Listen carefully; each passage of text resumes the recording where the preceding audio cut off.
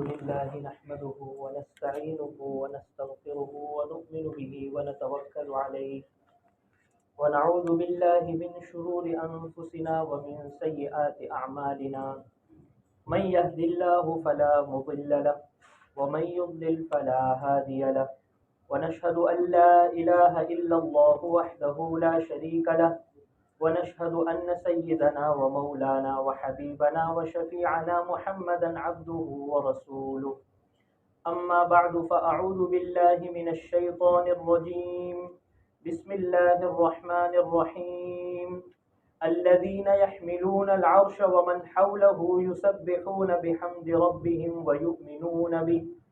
ويؤمنون به ويستغفرون للذين آمنوا ربنا وسعت كل شيء علما فاغفر للذين تابوا واتبعوا سبيلك وقهم عذاب الجحيم وقال النبي صلى الله عليه وسلم من استغفر للمؤمنين والمؤمنات كتب له بكل مؤمن ومؤمنة حسنة او كما قال عليه الصلاة والسلام۔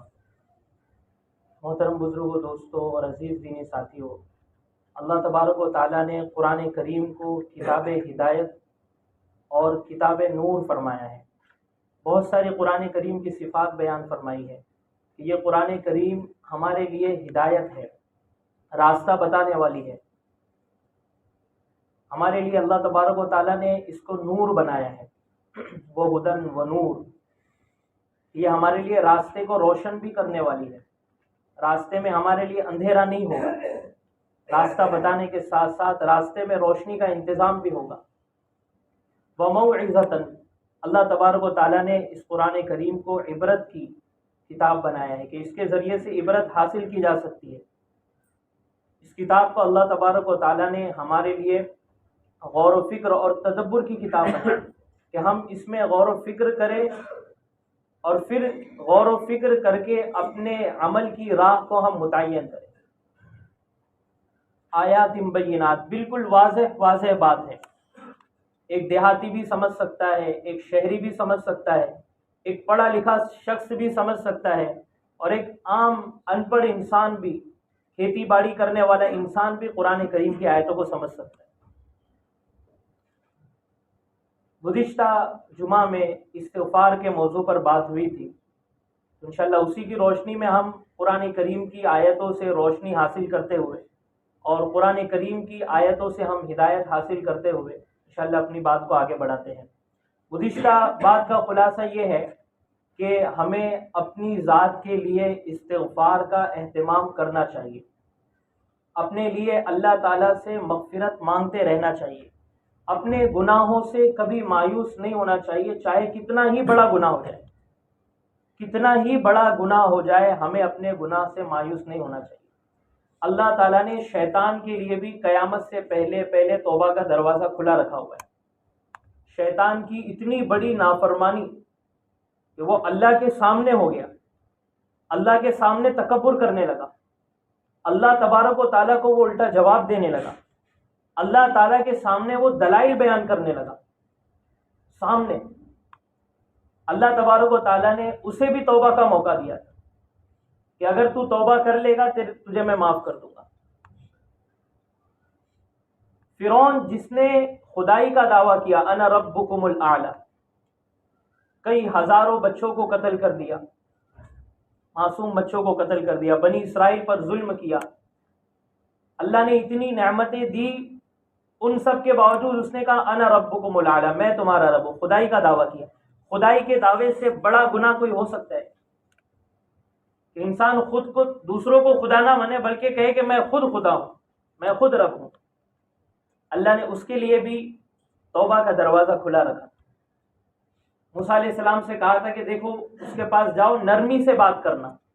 اتنا بڑا اللہ کا نافرمان جو اللہ سے ٹکر لے رہا ہے، اللہ موسیٰ علیہ السلام سے کہہ رہے ہیں، ہارون علیہ السلام سے کہہ رہے ہیں نرمی سے بات کرنا۔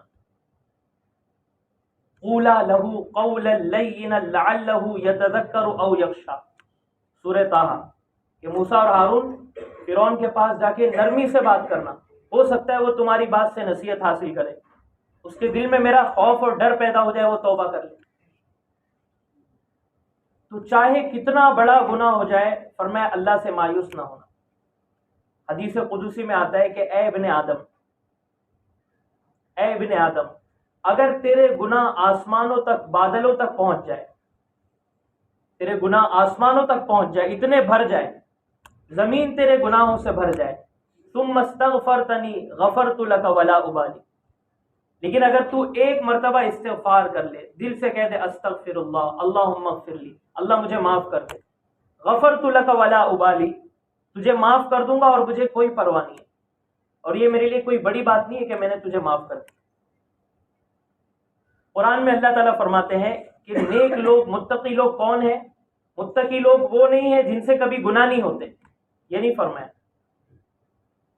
بلکہ فرمایا والذین اذا فعلوا فاحشۃ او ظلموا انفسهم، کہ اگر کبھی ان سے کوئی بے حیائی کا کام ہو جائے، فعلوا فاحشۃ، کوئی بے حیائی کا گناہ ہو جائے، او ظلموا انفسهم، یا وہ اپنے آپ پر ظلم کر بیٹھے، یعنی کوئی بڑا گناہ ہو جائے، تو وہ کیا کرتے ہیں؟ اللہ سے مایوس ہو جاتے ہیں اور گناہوں میں دھستے چلے جاتے ہیں، یا ایک کے بعد دوسرا گناہ کرتے چلے جاتے ہیں؟ فرمایا نہیں، کیا کرتے ہیں؟ ذکر اللہ، فوراً وہ اللہ کو یاد کرتے ہیں، اللہ کی عظمت کو یاد کرتے ہیں کہ میں نے کس رب کی نافرمانی کر دی، پھر اللہ کو یاد کر کے کیا کرتے ہیں؟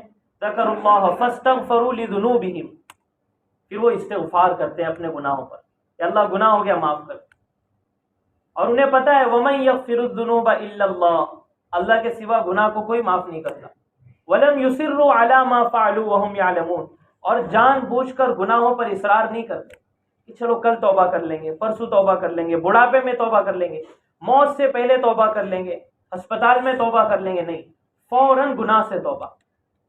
اگر آدمی فوراً گناہ سے توبہ نہ کرے تو اس کا نقصان یہ ہوتا ہے کہ وہ دوسرے گناہ میں مبتلا ہو جاتا ہے، پھر اگر وہ توبہ نہیں کرتا تو اس کا نقصان یہ ہوتا ہے کہ تیسرے گناہ میں مبتلا ہو جاتا ہے، اور پھر اس طرح ایک گناہ کے بعد دوسرا، تیسرا، چوتھا، گناہوں میں ڈوبتا چلا جاتا ہے اور شیطان اسے مایوس کرتا چلا جاتا ہے۔ اور اگر ایک گناہ کے بعد فوراً آدمی توبہ کر لے، استغفار کر لے، کوئی نیکی کر لے، تو اللہ تبارک و تعالیٰ اس کو گناہ چھوڑنے کی توفیق دے دیتے، اگلی مرتبہ اس کے لیے گناہ کو چھوڑنا آسان ہو جاتا ہے اور گناہ کو کرنا مشکل ہو جاتا ہے۔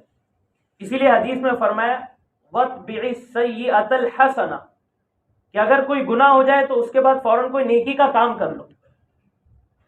گناہ ہو گیا، زبان سے گالی نکل گئی، کسی کو ہم نے تکلیف پہنچا دیا، تو فوراً ہم زبان سے اللہ کا ذکر کر لیں، کوئی صدقہ نکال دے کفارے کے طور پر، تو یہ جو نیکی ہم کریں گے، یہ نیکی اس گناہ کو مٹانے کا ذریعہ بن جائے گی، اور وہ صرف گناہ مٹے گا نہیں بلکہ اس کی صلاحیت بھی انشاءاللہ مٹ جائے گی کہ اگلی مرتبہ آدمی وہ گناہ نہیں کرے گا۔ تو بہرحال گناہوں سے کبھی مایوس نہیں ہونا چاہیے، جب بھی گناہ ہو جائے فوراً اللہ کی رحمت کی طرف نظر ہو، اور شرمندگی کے ساتھ، ندامت کے ساتھ، اور آئندہ نہ کرنے کا عزم کرتے ہوئے استغفار کا اہتمام کرنا چاہیے۔ یہ قرآن کریم کی ہدایت ہے، یہ قرآن کریم کی دعوت ہے کہ استغفار کا اہتمام کرو۔ میں نے گزشتہ جمعہ میں بتایا تھا کہ استغفار اتنی بڑی عبادت ہے کہ نبیوں نے اپنی قوم کو لا الہ الا اللہ کے ساتھ استغفار کی بھی دعوت دی۔ ہم سوچیں ہمارے ذہنوں میں لا الہ الا اللہ کی تو اہمیت ہے کہ لوگوں کو ہم کو لا الہ الا اللہ کی دعوت دینا چاہیے، لیکن کبھی ہم نے سوچا کہ استغفار کی بھی دعوت دینی چاہیے؟ اور کیا کبھی ہم نے توبہ استغفار کی دعوت دینے کا ایسا اہتمام کیا ہے جیسا اہتمام ہونا چاہیے؟ حالانکہ انبیاء اپنی قوم کو دعوت دے رہے استغفار کی، اور یہ استغفار کی دعوت ایسی دعوت ہے جو لوگوں کو قریب لے کر آتی ہے۔ دیکھیں نا انبیاء کیا کہہ رہے، استغفروا ربکم انہ قریب مجیب انہ رحیم ودود، کہ لوگوں استغفار کرو، تم اللہ سے قریب ہو جاؤ گے، اللہ تمہاری دعائیں قبول کرے گا، اللہ تعالیٰ تم پر رحم اور مہربانی کرے گا، اللہ تعالیٰ تم سے محبت کرے گا، بہت زیادہ محبت۔ یہ وہ دعوت ہے جو بندے کو اللہ سے قریب لے کر آتی، استغفار کے قریب لے کر آتی ہے، ایمان کے قریب لے کر آتی ہے، اور یہ وہ دعوت ہے جس کے ذریعے سے ہماری دعوت میں تاثیر پیدا ہوتی ہے، اللہ ہماری دعوت میں تاثیر پیدا کرتا ہے۔ تو اپنی ذات کے لیے استغفار کا اہتمام کرنا، خود بھی اہتمام کرے، دوسروں کو بھی دعوت دے کہ بھائی استغفار کرو، استغفار کرو۔ سارے مسائل کا حل اللہ تبارک و تعالیٰ نے استغفار میں رکھ دیا، سارے مسائل کا حل۔ دنیا کے مسائل، آخرت کے مسائل، سارے مسائل کا حل اللہ تبارک و تعالیٰ نے استغفار میں رکھا۔ انفرادی مسائل، اجتماعی مسائل، امت کے سارے مسائل کا حل استغفار میں۔ کہاں پہ لکھا ہے؟ قرآن میں لکھا ہے، تفصیل کے ساتھ بیان کیا ہے۔ تو اس لیے میرے بھائیوں، ہم استغفار کا خوب اہتمام کریں، بہت زیادہ استغفار کا اہتمام۔ میں نے اس سے پہلے بھی کہا تھا کہ 50-100 مرتبہ یہ ہمارے لیے کافی نہیں ہے، نبیوں نے ہی کئی سو ہزاروں مرتبہ استغفار کیا ہے، تو یہ 50-100 ہمارے لیے کافی نہیں ہے، ہمیں کثرت سے استغفار کرنا ہے۔ قرآن میں اللہ نے حکم دیا یا ایھا الذین آمنوا اذکروا اللہ ذکرا کثیرا، کثرت سے ذکر کرو۔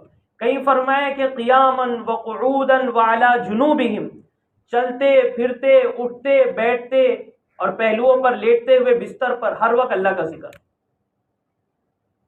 جنگ کا میدان ہے، دشمن سامنے ہے، ایک جماعت نماز میں مشغول ہے، ایک جماعت دشمن کے سامنے ڈٹی ہوئی ہے۔ اللہ تبارک و تعالیٰ فرمانے کہ ویسی حالت میں بھی نماز نہیں چھوڑنا ہے، اور نماز پڑھ لینے کے بعد جب جنگ وغیرہ ختم ہو جائے فَإِذَا اطْمَأْنَنْتُمْ فَأَقِیمُوا الصَّلَاةَ، پھر نماز کو قائم کرو۔ اور اس موقع پر بھی فرمایا کہ قیاما وقعودا وعلی جنوبہم، اس موقع پر بھی اللہ کا ذکر کثرت سے کرنا ہے، اور اللہ کے ذکر میں استغفار بھی ہے۔ اندازہ لگائے کہ ویسے حالات میں ہمیں استغفار چھوڑنے کا حکم نہیں ہے، تو ہم امن میں رہتے ہوئے، اپنے گھروں میں رہتے ہوئے، اپنی دکانوں میں رہتے ہوئے ہمیں استغفار کا کتنا اہتمام کرنا چاہیے۔ امام احمد ابن حنبل رحمۃ اللہ علیہ بہت بڑے محدث، بہت بڑے عالم اور بہت بڑے اللہ والے ہیں۔ ایک مرتبہ وہ عراق کی طرف سفر میں تھے، رات کا وقت ہوا تو رات گزارنے کے لیے انہوں نے ایک مسجد میں پناہ لینے کا ارادہ کیا کہ مسجد میں جا کے وہ رات گزاریں گے۔ مسجد کا جو خادم تھا اور جو چوکیدار تھا اس نے منع کر دیا کہ ہمارے یہاں انتظام نہیں ہے، ہم اجنبی کو، مسافر کو ٹھہرنے نہیں دیتے۔ امام احمد ابن حنبل رحمۃ اللہ علیہ نے اس سے بہت درخواست کی کہ میں مسافر ہوں، اجنبی ہوں، میں کہاں جاؤں گا، رات گزارنا ہے، وہ منع کر دیا اس کو۔ تو امام احمد ابن حنبل رحمۃ اللہ علیہ نے مسجد کے باہر کا جو صحن تھا، فرش تھا، وہاں پہ جا کے لیٹ گئے۔ تو وہ چوکیدار بھی پکا ضدی تھا کہ مسجد میں تو میں ٹھہرنے نہیں دوں گا، تو اس نے وہاں سے جا کے بھی انہیں ہٹا دیا، اٹھانے لگا انہیں، ضد کر کے اس نے وہاں سے بھی ہٹا دیا۔ ایک نان بائی تھا روٹی بنانے والا، وہ یہ منظر دیکھ رہا تھا، وہ امام احمد ابن حنبل رحمۃ اللہ علیہ کے پاس آیا، دیکھا کہ اجنبی ہے، وہ جانتا نہیں تھا کون ہے، کہا کہ حضرت آپ آ جائیں اور میرے یہاں پہ رک جائیں، آپ میرے مہمان بن جائیں۔ تو امام احمد ابن حنبل رحمۃ اللہ علیہ اس کے ساتھ اس کے گھر پر گئے۔ اب امام احمد ابن حنبل رحمۃ اللہ علیہ نے دیکھا کہ وہ چلتے پھرتے، اٹھتے بیٹھتے اور آٹا گوندتے ہوئے استغفار کر رہا ہے، استغفر اللہ استغفر اللہ استغفر اللہ۔ امام احمد ابن حنبل رحمۃ اللہ علیہ نے کہا کہ آپ یہ کیا کر رہے ہو؟ کہا میں استغفار کر رہا ہوں، میں ہر وقت استغفار کرتے رہتا ہوں۔ تو امام احمد ابن حنبل رحمۃ اللہ علیہ نے پوچھا اس کا کوئی ظاہری فائدہ بھی دیکھا ہے؟ ظاہر اس لیے پوچھا کہ آخرت کا تو فائدہ ہے ہی ہے، قبر کا تو فائدہ ہے ہی ہے، اس میں کوئی شک نہیں ہے، لیکن دنیاوی اعتبار سے بھی فائدہ ہے استغفار کا، اور امام احمد ابن حنبل رحمۃ اللہ علیہ جانتے تھے۔ تو انہوں نے پوچھا کہ آپ کو کوئی فائدہ ہوا؟ اس نے کہا میری ہر دعا قبول ہوتی، میری ہر دعا اللہ تعالیٰ قبول کرتے، جو مجھے چاہیے ہوتا ہے مانگتا ہوں اللہ دے دیتے ہیں۔ سبحان اللہ، وہ تو ہے ہی، ان ربی قریب مجیب، اللہ خود قرآن میں کہہ رہے ہیں مجیب، اللہ تعالیٰ استغفار کرنے والی کی دعا کو قبول کرتے ہیں، قرآن کہہ رہا ہے۔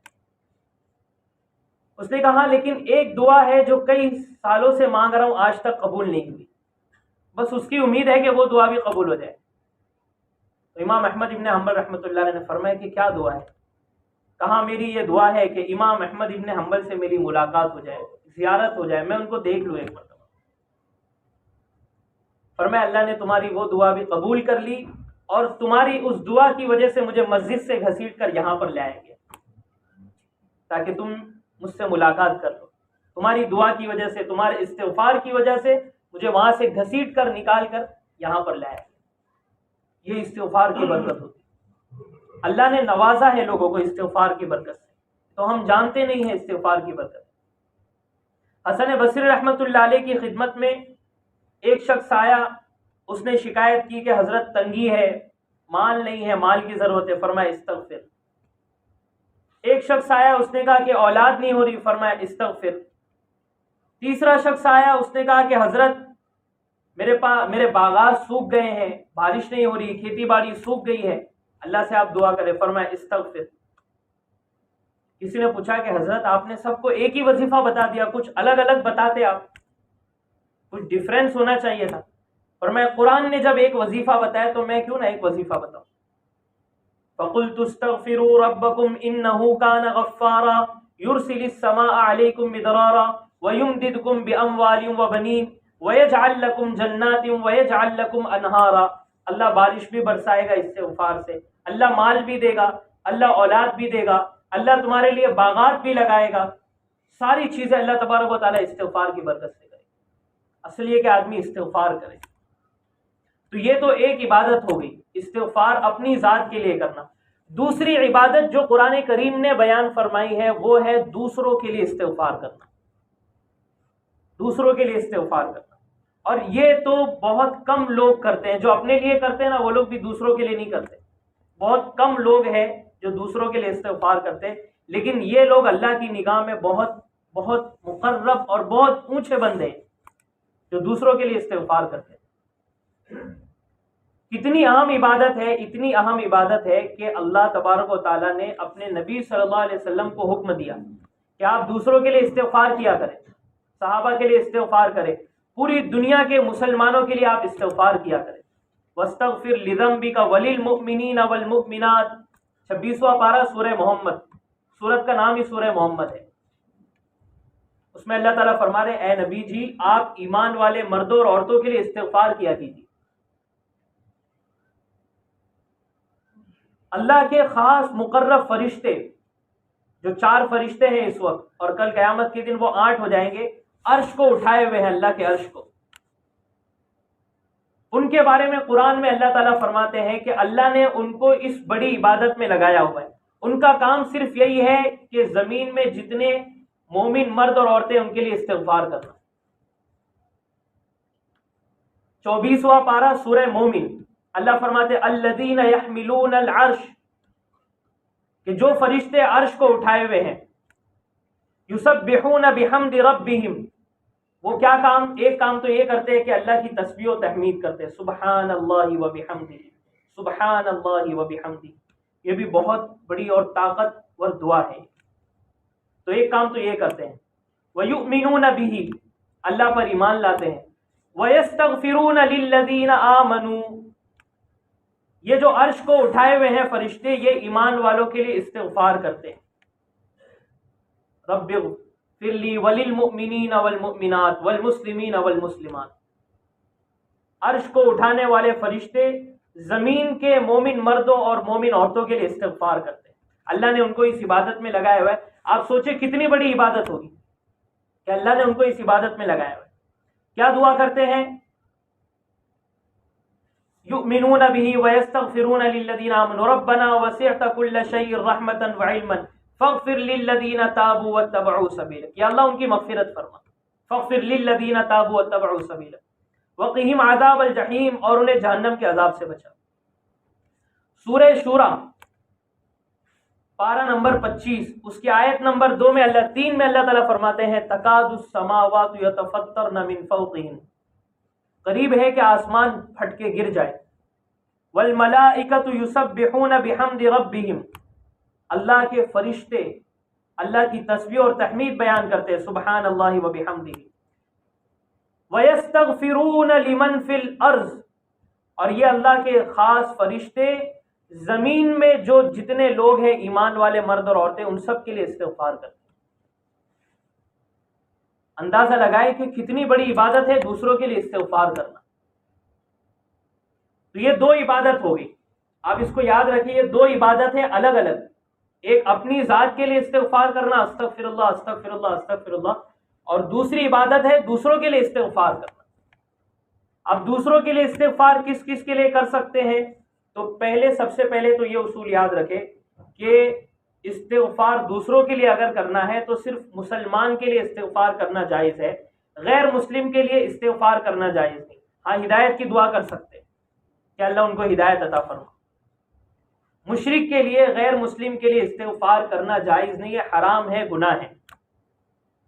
البتہ تمام مسلمانوں کے لیے استغفار کر سکتے ہیں۔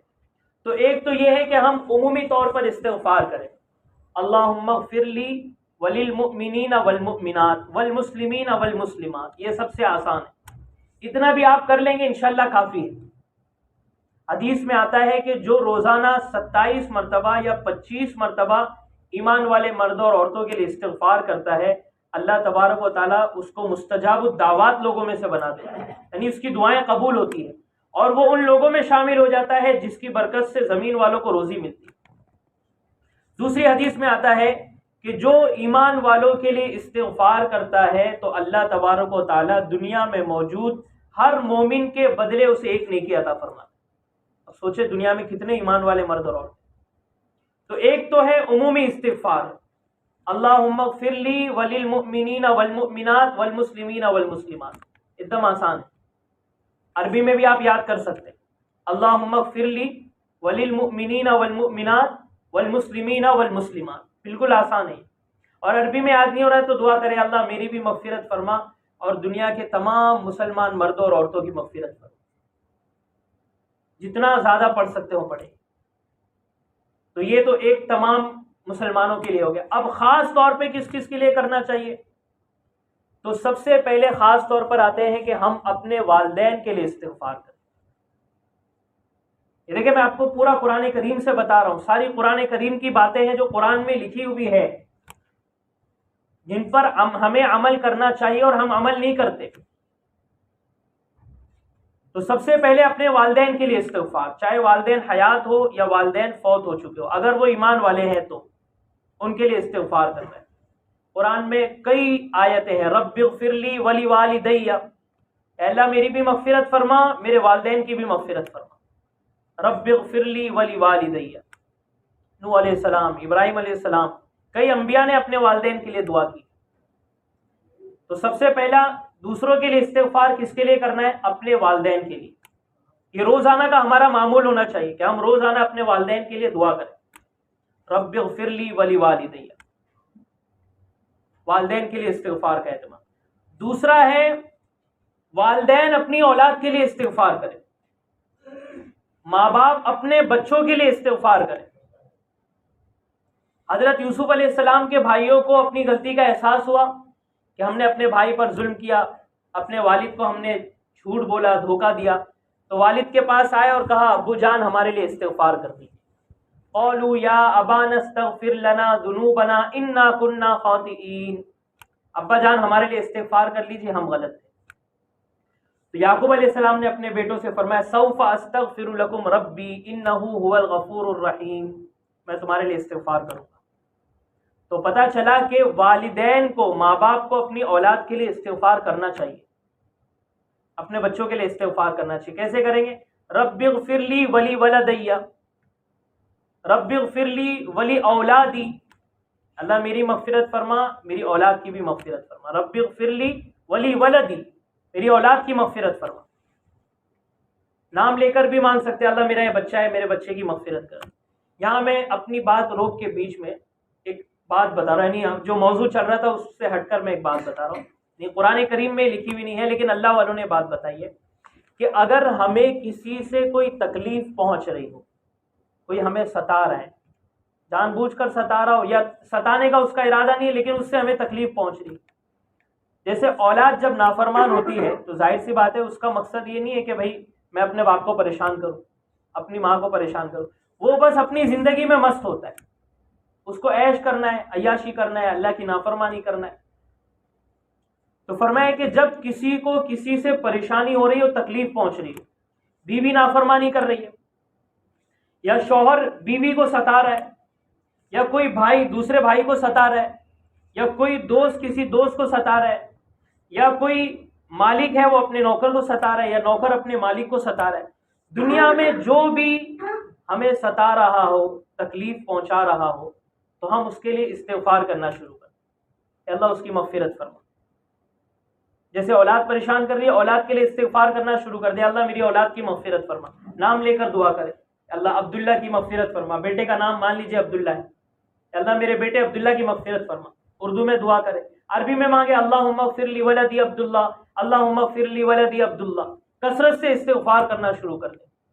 اللہ والوں نے لکھا ہے اور الحمدللہ ہم نے تجربہ کیا ہے، اور جن کو بتایا ہے ان کو بھی، انہوں نے کہا کہ اس طرح استغفار کرنے سے اللہ تبارک و تعالیٰ نے ہماری پریشانی دور کر دی.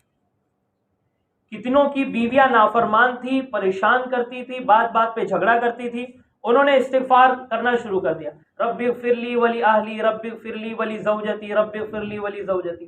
کہ اللہ میری بھی مغفرت فرما، میری بیوی کی بھی مغفرت فرما. وہ کہتے کہ بیوی میں جو تبدیلی آئی مجھے اتنی حیرت ہوئی، سمجھ میں نہیں آیا کہ کیسے سدھر گئی. تو یہ دوسروں کے لیے استغفار کرنا یہ ثواب کا بھی کام ہے، اللہ کا حکم بھی ہے، اور یہ دنیاوی فائدے بھی ہیں اس کے اتنے سارے. تو دوسرا ہے اپنی اولاد کے لیے استغفار کرنا، اور تیسرا ہے اپنی بیوی کے لیے استغفار کرنا. ہم اپنی بیوی کے لیے استغفار کریں. اور چنانچہ حضور اکرم صلی اللہ علیہ وسلم گھر میں تشریف لائے. حضرت عائشہ رضی اللہ عنہ نے درخواست کی کہ آپ میرے لیے مغفرت کی دعا کریں. حضور صلی اللہ علیہ وسلم نے ان کی مغفرت کی دعا کی کہ اللہ عائشہ کی مغفرت فرما. بہت خوش ہو گئی کہ نبی نے میرے لیے دعا کر دی. تو حضور اکرم صلی اللہ علیہ وسلم نے فرمایا کہ یہ دعا تو میں تمام مسلمانوں کے لیے روزانہ پابندی سے کرتا ہوں. تیرے لیے میں نے ابھی کیا، تو اتنی خوش ہو گئی، میں روزانہ تمام مسلمانوں کے لیے مغفرت کی دعا کرتا ہوں. یہ حضور صلی اللہ علیہ وسلم کا اہتمام تھا. تو تیسرا اپنی بیوی کے لیے استغفار کریں. اور چوتھا اپنے بھائی بہنوں کے لیے استغفار کرنا. اپنے سگے بھائی بہن ہو یا اپنے رشتے کے بھائی بہن ہو، ان کے لیے استغفار کرنا. موسیٰ علیہ السلام کوہ طور پر تشریف لے گئے تورات لینے کے لیے، اور یہاں ان کی قوم پیچھے جو ہے گمراہی میں مبتلا ہو گئی. ہارون علیہ السلام موجود تھے. جب موسیٰ علیہ السلام واپس آئے تو ان پہ غصہ ہوئے، ناراض ہوئے کہ ہارون یہ کیا ہو گیا، اور غصے میں ان کی داڑھی بھی پکڑ لی اور ان کو جھنجھوڑا. تو انہوں نے کہا بھائی مجھے میری بات سن لے، آپ صبر کر رہے، میں نے تو اپنی طرف سے پوری کوشش کی لیکن یہ قوم ماننے کے لیے تیار نہیں تھی، میں نے تو اپنا حق ادا کر دیا. تو موسیٰ علیہ السلام نے انہیں چھوڑ دیا، اور پھر فوراً کہا رب اغفر لی ولی اخی، اللہ میری بھی مغفرت فرما، میرے بھائی کی بھی مغفرت، وانت ارحم الراحمین. یوسف علیہ السلام کے بھائی یوسف علیہ السلام کے پاس آئے، اپنی غلطی کا اقرار کیا، اپنے گناہوں کا اقرار کیا. یوسف علیہ السلام نے اپنے بھائیوں کے لیے استغفار کیا. لا تثریب علیکم اليوم یغفر اللہ لکم وہو ارحم الراحمین، یغفر اللہ لکم، اللہ تمہیں معاف کرے. یہ ہے اپنے بھائیوں کے لیے استغفار. تو چوتھے نمبر پر اپنے بھائی بہنوں کے لیے استغفار کرنا، ان کے لیے استغفار کا اہتمام کرنا، خاص طور سے جب ان سے غلطی ہو جائے، وہ ہمیں تکلیف پہنچائے. دیکھیں آپ، یہ جو میں قرآن کی آیتیں پڑھ رہا ہوں ابھی تفصیل کا موقع نہیں ہے، ورنہ ایک آیت میں ہی پورا آدھا گھنٹہ چلا جائے گا. یہ تو آپ جب قرآن پڑھیں گے، خود غور و فکر کریں گے، آپ کو سمجھ میں آئے گا. دیکھیں بھائیوں نے یوسف علیہ السلام کو پریشان کیا، ستایا، تکلیف پہنچائی. ان کو انہوں نے ہر اعتبار سے گرانے کی کوشش کی، دور کرنے کی کوشش کی، ذلیل کرنے کی کوشش کی، حتیٰ کہ مارنے کی کوشش کی، قتل کرنے کی. یہ سب سازشیں ہو رہی ہے. لیکن بھائی نے کیا کیا، یوسف علیہ السلام نے ان کو معاف کر دیا، ان کے لیے استغفار کیا. استغفار کرنے کا ان کو فائدہ کیا ہوا، اللہ تعالیٰ نے یوسف علیہ السلام کو بلند مقام پہ پہنچا دیا، بھائیوں سے آگے بڑھ گئے. یہ ہوتی ہے استغفار کی طاقت. یغفر اللہ لکم وہو ارحم الراحمین. تو چوتھے نمبر پر اپنے بھائیوں کے لیے استغفار کا اہتمام کریں. اس کے بعد پانچویں نمبر پر ہم اپنے بڑوں کے لیے استغفار کا اہتمام کریں، جو ہم سے عمر میں بڑے ہیں، جو ہم سے پہلے لوگ جا چکے ہیں، صحابہ کرام، تابعین، تبع تابعین، اسلاف، ان کے لیے استغفار کریں. قرآن میں ہے ربنا اغفر لنا ولاخواننا الذین سبقونا بالایمان، اللہ ہماری بھی مغفرت فرما، اور جو ہم سے پہلے ایمان لائے ہیں، یعنی جو ہم سے عمر میں بڑے ہیں، جو دنیا سے جا چکے ہیں، یا اللہ ان کی بھی مغفرت فرما. تو اپنے اسلاف کے لیے استغفار کا اہتمام کریں، صحابہ کرام کے لیے، اپنے مرحومین کے لیے استغفار کا اہتمام کریں. امام بیہقی رحمۃ اللہ علیہ نے اپنی کتاب شعب الایمان میں ایک عجیب حدیث نقل کی. عجیب حدیث. فرماتے ہیں کہ نبی کریم صلی اللہ علیہ وسلم نے ارشاد فرمایا، قبر کے اندر میت کا حال ایسا ہی ہوتا ہے جیسا کہ پانی میں، سمندر میں ڈوبنے والے کا حال. کوئی ڈوب رہا ہو، وہ چیخ رہا ہے، چلا رہا ہے، ڈبکی لگا رہا ہے، پھر اوپر آ رہا ہے، چیخ رہا ہے مجھے بچا لو بچا لو. اور آپ سمجھ سکتے ہیں کہ اس کی حالت کتنی خطرناک ہوگی. تو قبر میں میت کا حال بھی وہی ہوتا ہے، کیونکہ اعمال نہیں ہے اس کے پاس. جو کام آنے والی چیز تھی اس نے دنیا میں جمع نہیں کیا، اور جو جمع کیا اس نے تو وہ اس کا تھا نہیں، وہ قبر میں آیا نہیں، وہ تو سب وارث لے کے چلے گئے. قبر میں حالت ایسی ہوتی ہے، اللہ تعالیٰ فرماتے ہیں کہ میت کو انتظار ہوتا ہے کہ اس کا والد یا اس کی والدہ یا اس کا بیٹا یا اس کا دوست یا اس کا بھائی، یہ سب الفاظ ہے حدیث میں، ابن و امن و اخن و صدیق، کوئی بھی اس کا قریبی اس کو استغفار کا یا دعا کا تحفہ بھیجے، من دعاء یلحقہ، کہ کوئی اس کے لیے دعا کرے، کوئی اس کے لیے مغفرت کی دعا کرے، اس کو انتظار ہوتا ہے۔ اور پھر فرماتے نبی کریم صلی اللہ علیہ وسلم وَإِنَّ اللَّهَ لَيُدْخِلُ عَلَىٰ أَهْلِ الْقُبُورِ، کہ لوگ جو دعائیں کرتے ہیں، استغفار کرتے ہیں، اللہ تبارک و تعالیٰ وہ قبرستان والوں کو عطا فرماتے ہیں، اور امثال الجبال، پہاڑ کی طرح عطا فرماتے ہیں۔ تو بھی ہم دعا استغفار کرتے ہیں مرحومین کے لیے، اللہ تعالیٰ ان کو پہاڑ کی طرح عطا فرماتے ہیں۔ اور پھر فرمایا وَإِنَّ هَدِيَّةَ الْأَحْيَاءِ الْإِسْتِغْفَارُ لَهُمْ، اگر ہم چاہتے ہیں کہ ہم اپنے مرحومین کو، اپنے فوت شدہ والدین کو، اپنے رشتہ داروں کو کوئی ہدیہ بھیجے تو وہ یہ ہے کہ ہم ان کے لیے استغفار کریں۔ یہ حدیث آپ کو اس کے لیے سنا رہا کہ ہمارے جتنے مرحومین ہیں ان کے لیے سب سے بہترین ہدیہ حضور اکرم صلی اللہ علیہ وسلم نے فرمایا کہ ان کے لیے استغفار کرنا ہے۔ یہ سب سے بہترین ایصال ثواب ہے، یہ سب سے بہترین ہدیہ ہے کہ ہم ان کے لیے استغفار کریں۔ ایک اور حدیث میں فرمایا، مسند احمد کی روایت ہے کہ قیامت کے دن بندہ دیکھے گا کہ میرے درجات بہت بلند ہو گئے، تو پوچھے گا انا لی ھذا، اللہ یہ سب درجات مجھے کیسے ملے، میں نے تو کوئی عمل نہیں کیا اتنا۔